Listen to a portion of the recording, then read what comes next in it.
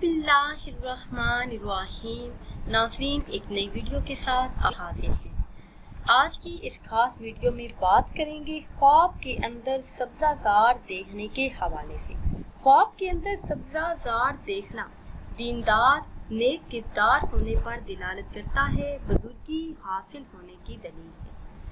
ख्वाब के अंदर सब्ज़ा लहलहाते देखना दीन में बुजुर्ग होने, दौलत बहुत ज़्यादा पाने, परहेज़गार होने की तरफ इशारा है। ख्वाब के अंदर सब्ज़े में बैठना बुजुर्ग दीन से फैज़ हासिल होने की तरफ इशारा है, दीनदार और पारसा होने की दलील है। ख्वाब के अंदर सब्ज़ा मुरझाया हुआ देखना दीन इस्लाम में कमज़ोरी वाक़ई होने की तरफ इशारा है, परेशानी उठाने की दलील है।